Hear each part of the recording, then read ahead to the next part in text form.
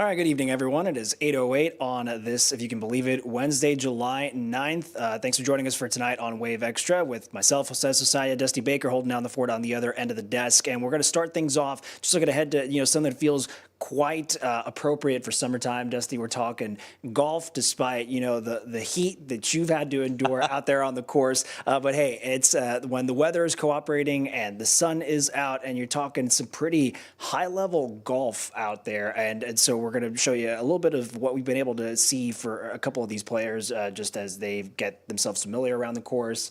The front nine, on the back nine. Dusty, just your initial impressions, what was it like out on the course today for you? What were you paying attention to? It was hot. It was a little toasty. We got some good shots and good video that you're about to see here. And I will say that you saw an interesting mix because it was the Pro-Am, and so you had several amateur golfers out there, mixed, of course, with the pros that'll be playing this weekend. And so, you get that combo. It's kind of funny because you get faces in Louisville that are very familiar that are out there, and you don't know how good or maybe how bad their golf game is, and then you have the pros that are walking up right next to them. And so, as far as the course is concerned, I actually played it 3 weeks ago, and I definitely looked like an amateur when I was out there. There's no doubt about that. But it was fun to get an initial look at some of these athletes out here. And, Jose, I think one thing that's very interesting to monitor, I mean, you have a lot of connection, obviously, to the state of Kentucky with some of the competitors that'll be out there this week. You also have some athletes that are as young as 16 years old. Bringing up Miles Russell, who is going to be somebody that I think a lot of people should have their eye on. 16-year-old golfer, youngest to win a PGA event, and that is going to be in our field. So keep an eye out for that because that is going to be very, very fascinating. I think that's a storyline that really caught my attention out on the course today. You go out there and you hear about JB and you hear about all the local ties. And so obviously, that's something that immediately comes to mind. But as far as what people maybe don't necessarily know what to look for or who to look for, look for the 16-year-old man, because that kid, he was golfing with former NFL players, YouTube stars, and this kid just went out and delivered, and he was very impressive. So I'm curious to see. Keep an eye, as I mentioned, Miles Russell. Cool customer, it sounds like. Cool where you're thinking about some of the pressure that might set in, Dusty, when you're talking about the stakes, and of course, getting familiarized with a lot of the players and the stakes involved in a ISCO championship matchup like this. And you're talking, if you're someone who loves following golf and maybe you fall off the wagon, try to pick back up. Remember, it's not just these prestige courses and the Big Four tournaments. You're talking about building up the points totals for the FedEx Cup. So there's stakes beyond just a very pretty purse at the end of this weekend, Dusty. And so I'm thinking, are there the guys you're looking at? I mean, no, it's not to put a pressure on a Miles Russell, but to say someone who's thinking beyond the purse, just sort of helping build up for good position in the FedEx Cup going into the year. What should we be paying attention to as far as guys who you may see them really try to tap into another level out on the course? I mean, like you said, there's number one. I think you're looking at the prize alone here is over $1 million, right? And so take a look at the purse. At least as we've got the stuff up here, it's a $4 million purse. Yeah, so it's insane. And you look at the breakdown, and I was looking at the breakdown, and I think winner gets I want to say 1.3 million or something. Sounds about right. I think I wanted to say it hovered around 1.3. So obviously you're fighting for that. That's step one. And then you talk about the FedEx Cup and the way that sets up. I mean, there's a lot that is on the line here, and maybe it doesn't come across that way. I think part of it, Jose, to be honest with you, is when you have a PGA championship and the way that it went last year. It was not how I think a lot of people expected it to go in so many different ways. I don't think I have to go too deep into that. But then you turn to this, and maybe there's just a little bit less pressure around the actual event. Yeah. I really think that plays a role in this.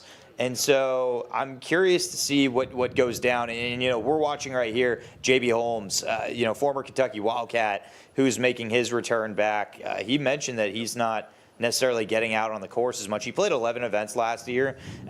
He's going to be a fascinating one to watch just because, he grew up in these parts. He's very familiar with the course. He said he got out there a couple weeks ago just to kind of get a view of it. I actually tailed him for a lot of today. I walked around. A lot of the footage that you're seeing right here is of what I was able to shoot of him going around the course. He didn't play. He would tell you this. He didn't play his best today.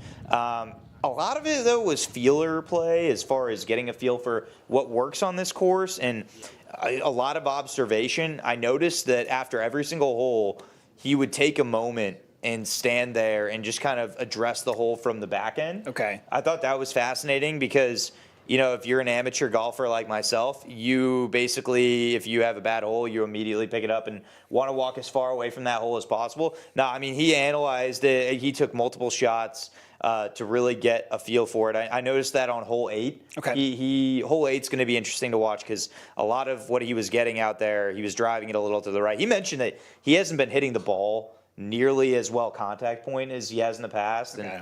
And so I do think that will be fascinating. And he was very honest about a lot of things. And he's got a 3-year-old kid, a 7-year-old kid. It's definitely been, kind of a dad responsibilities yes. can perhaps you Plays have to mentally focus so much of your energy to that point, and there's professional pride involved with everybody, and so you're just thinking like, gosh, like I got to be a good dad, but right. like sometimes you're just not. You're not as sharp as you have been in the past. Right. You wish you could be out on the course. And not to say, to your point, and I was listening to, part of the conversation when you were following JB out on the course and saying, like, I don't remember how many times he said he played Hurstbourne. Yeah. And so, like, you can count on some of that familiarity, like, maybe it's not the back of his hand. That could be an advantage versus some of these other players. And I wanted to ask you just sort of a segue into some of the other players you and Kendrick have been able to check in with throughout the week. There's the sense of family with the Doyles involved in the tournament.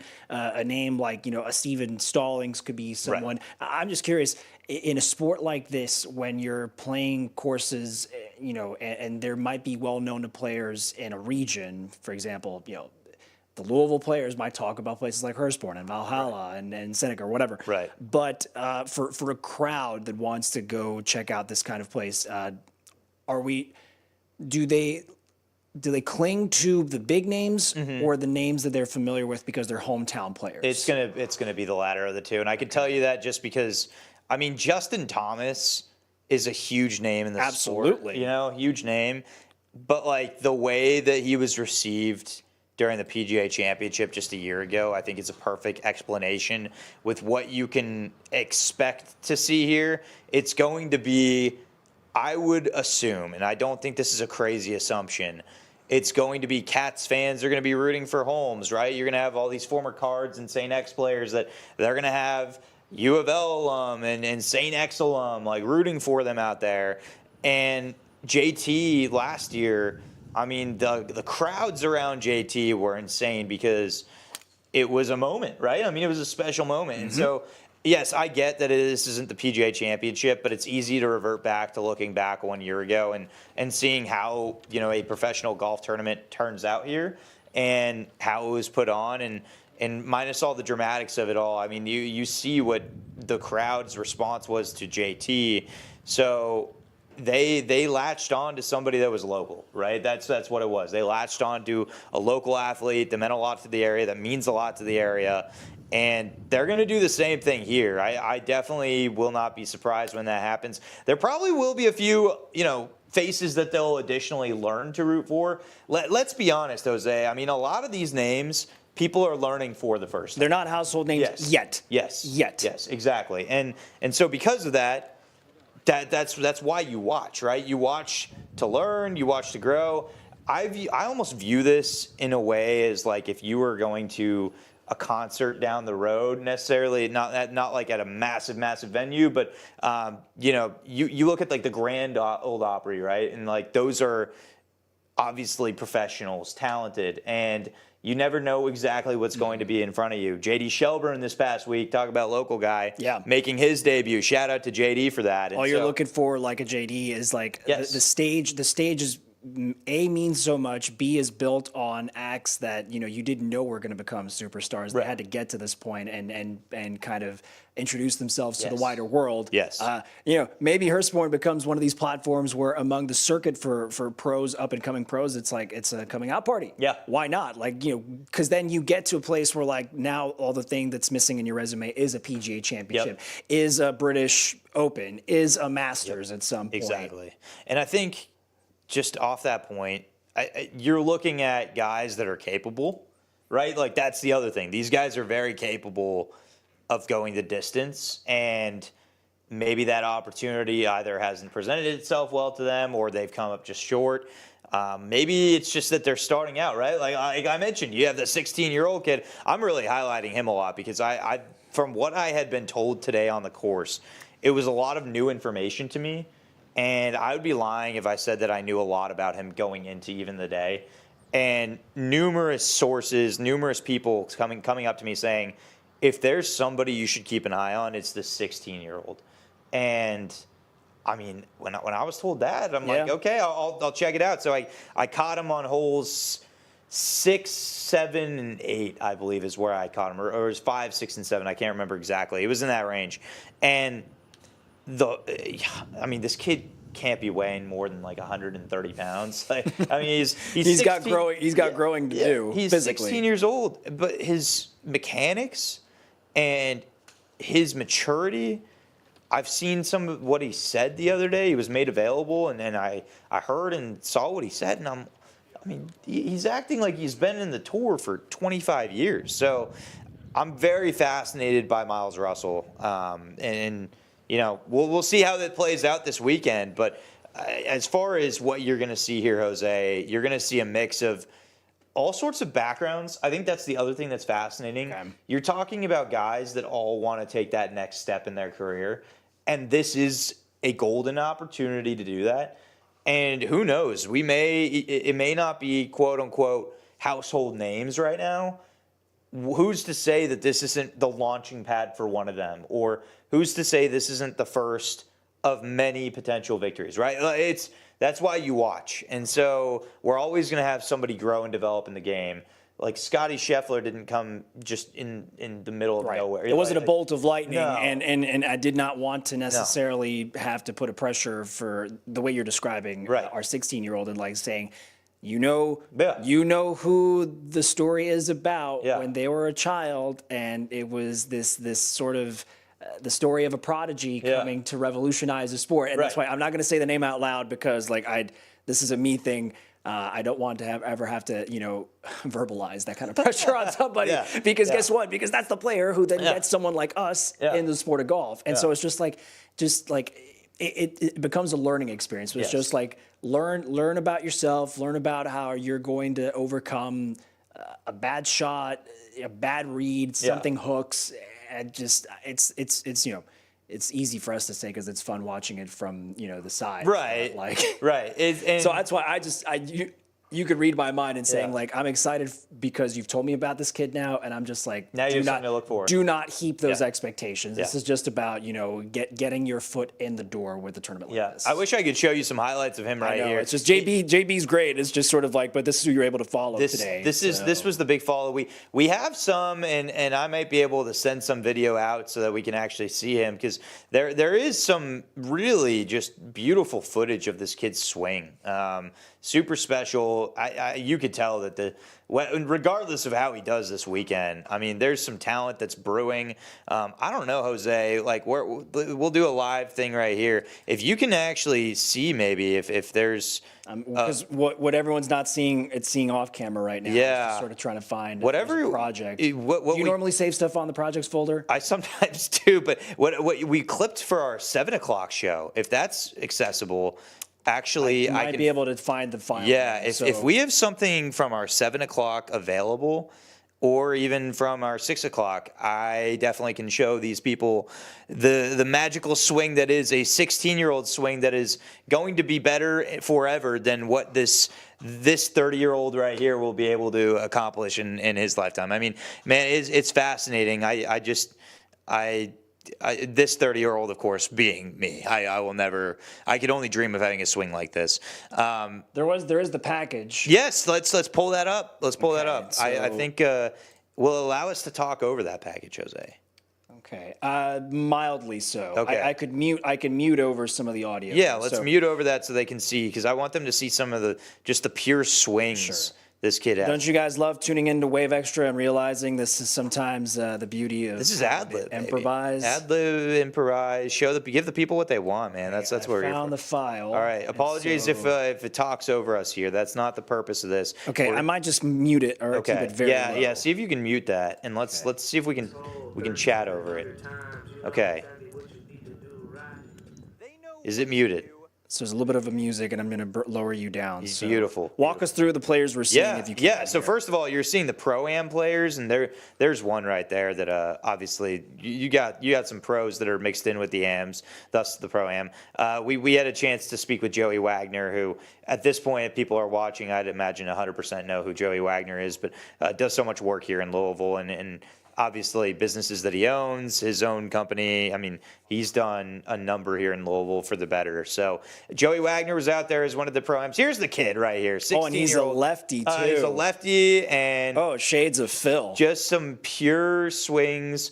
Of course, the congratulatory, high fives, handshakes, whatnot. There's Chris Redmond right there, of course, former NFL quarterback, former U of L quarterback. There was a rapper out there, by the way, Jose, that was rapping on hole 9, and he was coming up with like beatbox literally while they were heading in the tee box. So he's literally, it's just freestyle. It was a tee box freestyle, as they called it, and it was pretty impressive. So hopefully, I know there was that one shot of the kid. I hope I'm going to come back to it, which is the beauty of this software. There he is. Here it is again. So just a pure swing, Jose.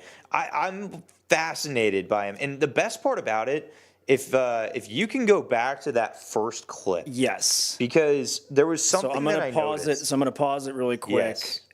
I think I'm getting close. You were Let's definitely see. close. You're definitely Let's close. jump to 20. It was It's after Joey. It was a I pretty think, fast transition. And then the beauty of it is we can always pause it. We could always pause it. Yeah, everybody, we're getting deep in the weeds on our golf talk here, but Yes, that's we are. okay. It's called analyzing a beautiful shot and beautiful swing. I think it might be right here, if I'm not mistaken. It's either this or there it is. Okay. So I'm almost tempted to go frame by frame on it if you want, but it's just like, let's just see. Look how pure he is through. I want to call it through the zone, but Has anyone ever not dreamt, if you're getting into golf, of like just mechanically just the soundest swing possible? and that is this. Look at this through. I mean, follow through. And if I told you, Jose, if I didn't tell you his age, what would you guess? Just based off watching that, how long? Like you don't see his face in there. No. How long do you think he would be playing the game like professionally for? Because I would be like, okay, you can obviously tell he's younger, but he's someone who's, to me, to my first impression eyes, is he's someone who's played golf his whole life. Yes, and that is factual. He actually has, but the way in which his form is in place, I would be guessing this kid's like mid-20s, like nearing early 30s, based off mechanics, pure swing path. You watch these other guys, these amateurs, some of them were really talented, but there's something different about this kid. Look at the touch that he has. It is insane. You can't go. No, and your there's nothing form, wrong with this. and sometimes you just lift that swing foot, the back foot, and it can mess you up too. And one thing that he discussed was yesterday was he and his caddy, they have significant rapport. And so I'm very curious to see what that entails with something like this, where your caddy really does matter, by the way, on this course, Jose. There is not a lot of room. It is a very unforgiving course. The traps are, it's pure. It's pure. What else can you say about that swing other than that is as pure of a golf swing as you will find? And I was talking about the learning curve, the learning experience. You just said sometimes, as a young man, you're going to come across, some interesting mountains to have to climb. I'm not saying her sport necessarily is the most complicated golf course in existence, but it's not forgiving. No. You've been out there. You've seen the layout. I've experienced it, and I will say outside of what should be, I'm trying to think because they reversed it on us. So what was hole number 1 is now hole number 10. Oh, when I played it, hole number 1 is now hole number 10. Hole number 1, by the way, for the actual tournament is very difficult. It was a par 5 that they turned to a par 4, and I mean you have got to crush that thing if you want a chance to initially start out the right way. So that's going to be a little tricky to watch. There's a nice shot by JB. I just am curious to see how this course plays out. For me, my action as far as with my irons, my drives, I had a decent day. My short game was pathetic, and that's why I'm sitting at this desk right here. My short game was not great. His tan is proof that he worked to earn that score. Yes, So. Maybe I'll go back out there and I'll fix a thing or two. But I tell you what, I mean, baseball was my sport, right? And so one thing that I was obsessive over was studying the swings of guys like Mike Trout and Miguel Cabrera.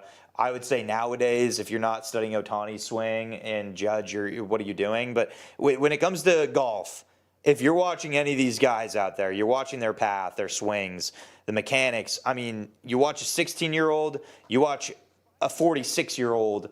I mean, these are clean, clear-cut mechanics of how to not only just make a good swing path, but getting good contact.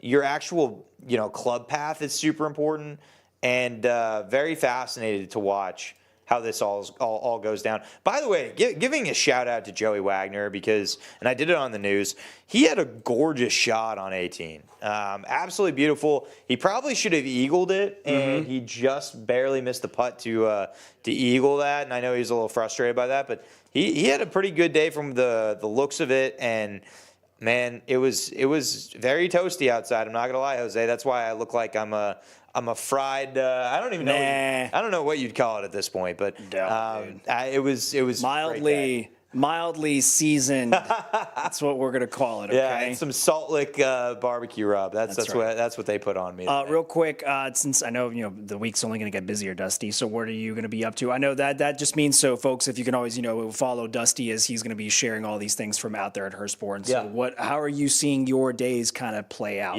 Coming up? I'm gonna see if I could just read this off to you. This is my plan is pretty well rehearsed and planned out according to, and I picked out the wrong phone. We have multiple phones. We have to have multiple phones. So Josh Teeter, he's out of Lexington. He tees off tomorrow at 7:07 a.m. I will not be out there at 7:07 a.m., but I will be out there at roughly 10 a.m. to catch the end of Teeter's round. And so then after that, JB, he will tee off at roughly 12:30. Iceman tees off at 8:57. So we got guys ranging all over the place. And then we have a few St. X guys. They're all teeing off from like 2 p.m. until like 2:10, like in that range. Cool. So I'll be out there throughout the day reporting on all of these guys. I actually might do a story on Miles Russell, depending on how this kid does, because I'll be completely honest with you. Like, I'm fascinated. I'm fascinated to watch this kid as I've learned more about him, and after watching him and watching what he is capable of. And I mean, this was clearly just the surface of it.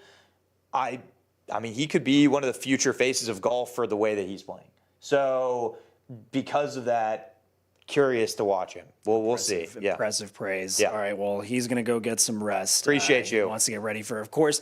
By the way, this with ISCO Championship coverage, it's going to be Dusty, Kendrick. It's the guys getting you the latest updates, the greatest, the stories we're finding, like these kids like Russell and whoever decides, stay in the top of the leaderboard when we enter the final round. It's going to be fascinating to follow all that. So appreciate Dusty is an understatement. Appreciating the appreciate work that they you, do man. out there. So coming up after the break here on Wave Extra, we're gonna have some more updates and some more sound to share with you. I know as we send the alerts to your phone on your Wave Now app, on your Wave mobile app, just comments on some stories we've been following throughout the day. One story I couldn't share with you on Friday because I was actually working on it, so we'll call it a belated 4th of July story. I'd love for you all to see, and just some more we'll have here. But we're going to give Dusty a break. As I pull this slate up, we're going to take a quick break and be right back. Thank you all.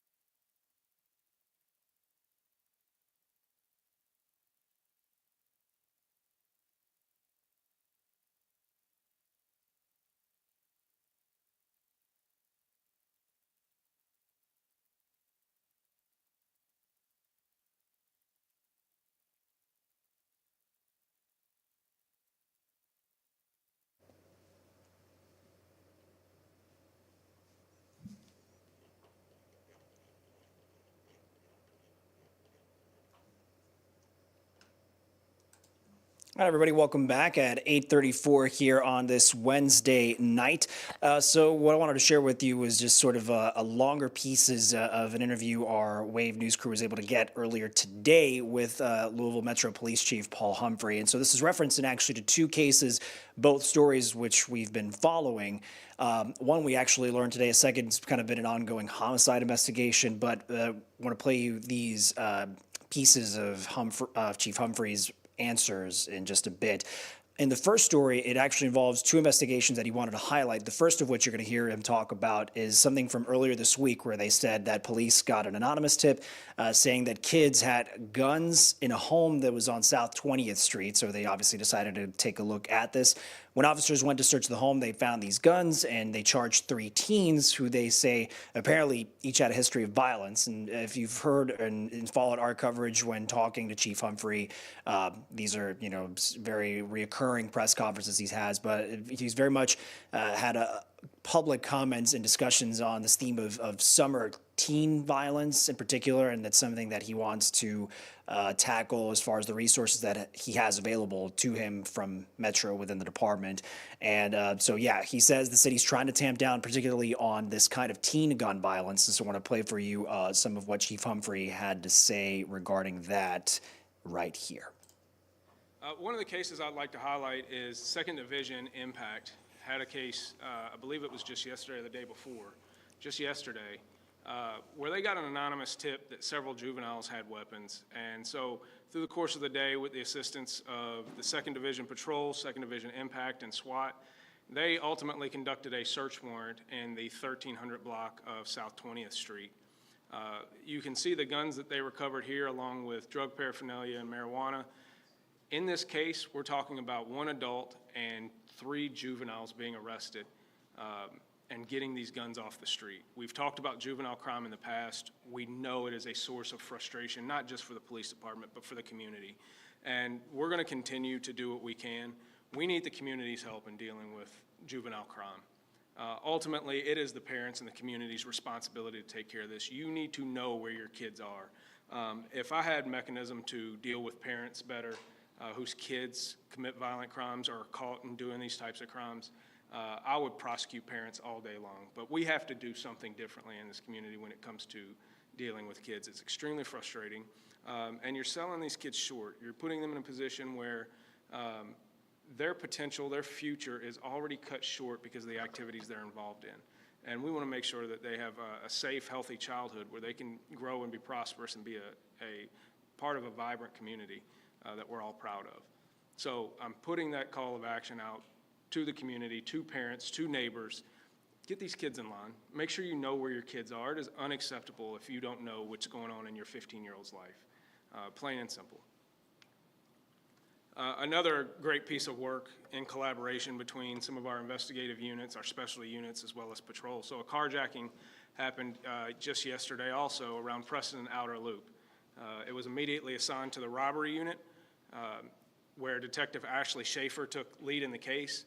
Ultimately, just a few hours after the carjacking, the vehicle was located down in the Portland area, turned into a short pursuit, and then these two suspects decided to run on foot, and instead they just went to jail tired.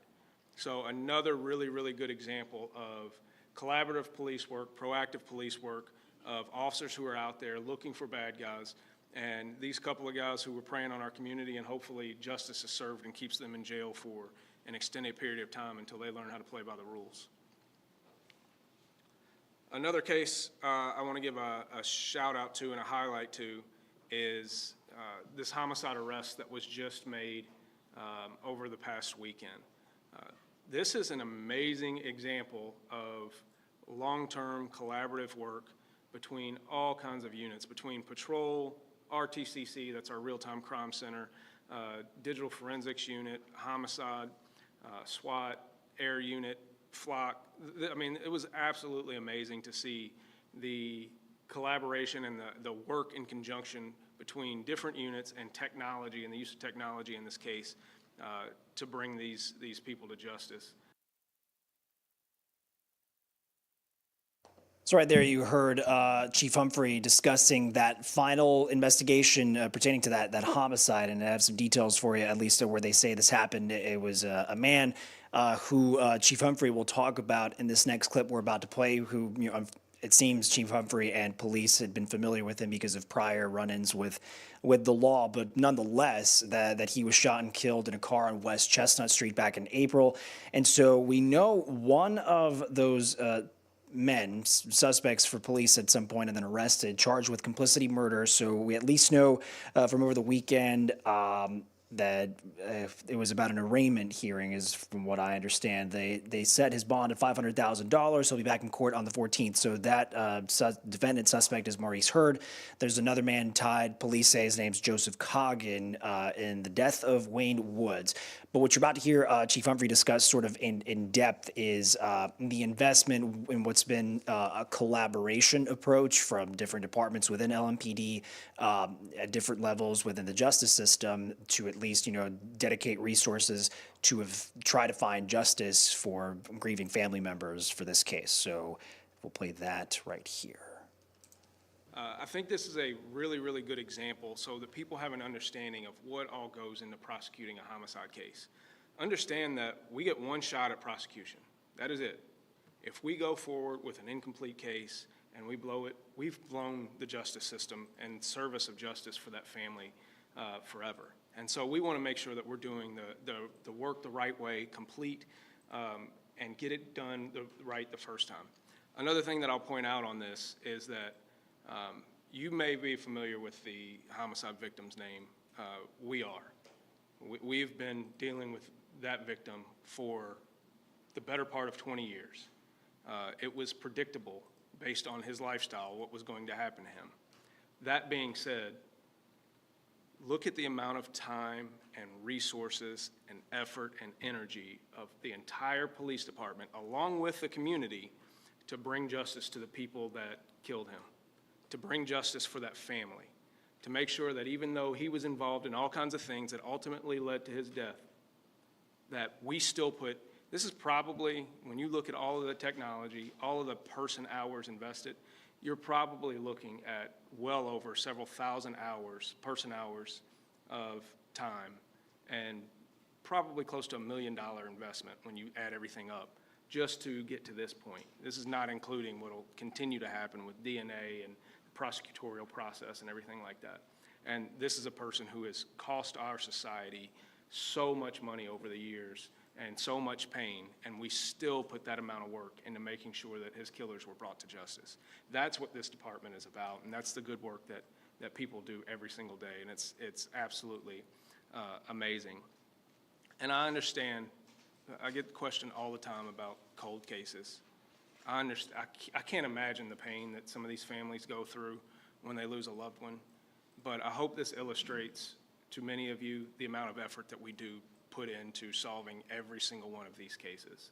We do care about this, and we want to get it right, and we want to bring justice and closure to the families, and it pains us when we're not able to do that. And so we'll continue to be dedicated to making sure that we get things right, we bring closure and justice to families so that they can have some peace after the death of a loved one. The other aspect of understanding homicide investigations is that when we take people off the street and we take them out of society, they're often the ones that are going to be the next victims of homicide.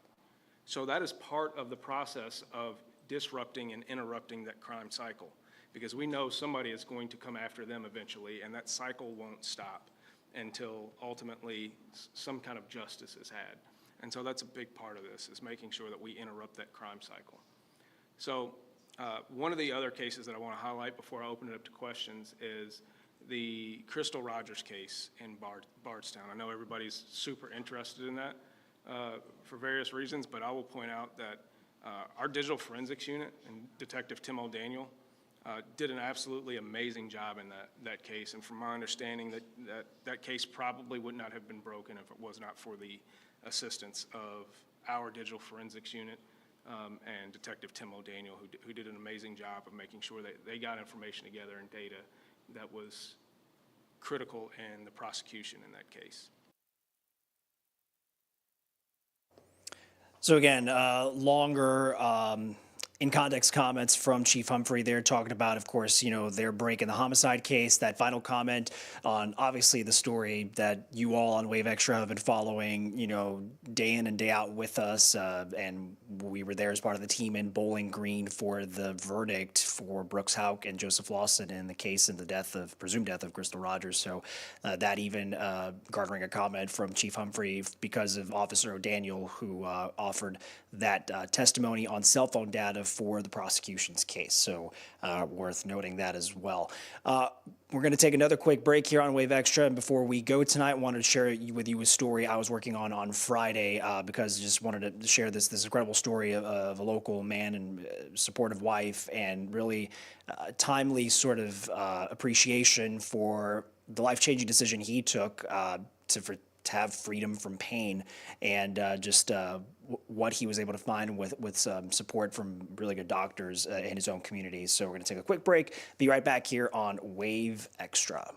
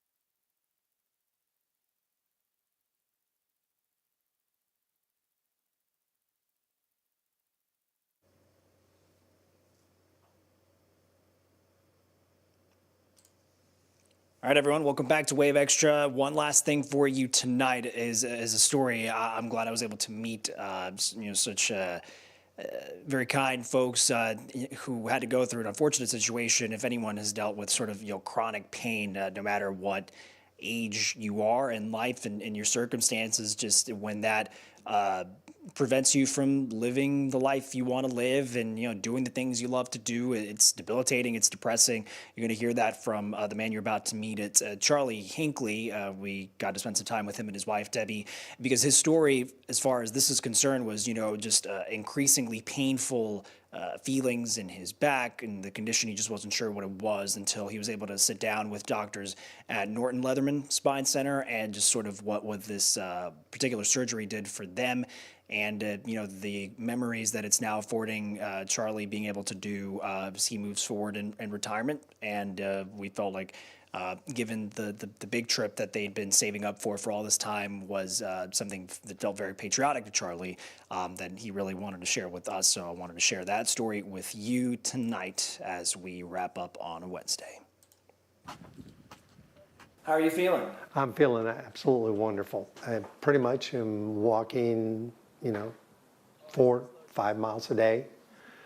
And I think I've got like 60 some odd days of doing that. Charlie and Debbie Hinckley love taking these walks up and down their Mount Washington Street in cold or in heat like this.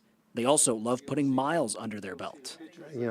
My goal is to cover all 50 states. Want to go there really New bad. Mexico is on my definitely. The Hinkleys are slowly but surely filling this map with memories of grand trips. One item on the list for this Air Force veteran was a trip to see 4 past commanders-in-chief, all memorialized in South Dakota. The presidents, I mean, you got to go see that.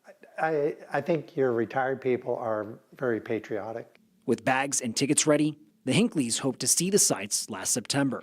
But Charlie's lingering back pain kept getting worse and worse. He couldn't bear much more. So he and Debbie agreed to visit Norton Leatherman Spine Center. I needed a walker to get into there. I was bent over. I just could not do it. We're looking at the pictures, and she's looking over his shoulder, and he says, he's pointing, and he's like, now, as you can see, there's about 30 things wrong here. Even if something bad happened, I would prefer to be, be with the Lord versus, the way that I was going. He had a really debilitating problem that was progressively getting worse. And I knew it would require a big surgery to help him. Seasoned surgeon Dr. Charles Crawford diagnosed Charlie with what's called degenerative scoliosis. Images revealed that signature curve and what Crawford says is stenosis, or the narrowing of the space where our nerves are. The building pressure would surely make it hard for Hinckley to walk with weak, numb legs. And some of these things are a little tricky because people think it's just a normal aging process for older people to have trouble functioning with those types of problems, but those are things that can be improved with surgery sometimes. I was like, if you can fix it at all costs. Dr. Crawford let Hinckley know it could take about 2 months to shake off any of that remaining trauma from such an intensive surgery. I'll joke with the patients many times before surgery and tell them they're not so sure they like me for about 2 months. And so it usually takes about 2 months or so for somebody to really, get over the trauma. I'll confirm his theory. Which means Hinckley agreed to go under the knife at Norton in mid-November. We'll put spacers in between the disc space on the front of the spine. That's called an ALIF, or an anterior lumbar interbody fusion. It's done all over the world, but we do a tremendous amount of that surgery here at Norton Hospital. And that basically gives us a really good foundation at the base of the spine to later do the second part of the surgery. We're working on the back of the spine. By Crawford and the couple's account, the surgery was a success because Charlie and Debbie could make it to Mount Rushmore after all. The only remaining doubt creeping in his mind was if his body could handle the roughly 420 steps on that trail to get up close and personal. That stopped me in my tracks, and I was like, you know what? Might as well see if you can do it. Pretty much that's when I decided that this surgery thing was pretty much over.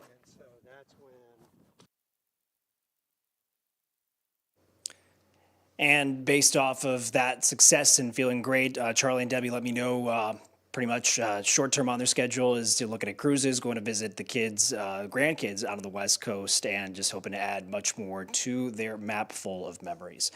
Well, that's going to do it for us tonight here on Wave Extra. Thanks again for joining us on the many different ways you connect with Wave News. That's on the Wave Now app, on your smart TV, on your smartphone, on your the free app on your Apple or Android devices, on the social media channels, connecting with you all on Facebook, X, Twitch, YouTube. Always appreciate you spending a little time with us as we get ready to wrap up the day ahead, the night ahead. And a reminder, we'll be here for Wave News at 11 for the latest breaking news updates, headlines, the forecast, so you can plan ahead for the rest of tonight if you need to do something tonight, and of course planning ahead for tomorrow with the Wave Sunrise team. That's going to do it for us. Appreciate you all. And it's going through my different tools here. Okay. I'm Jose Sosaya. Appreciate you all. We'll see you tomorrow.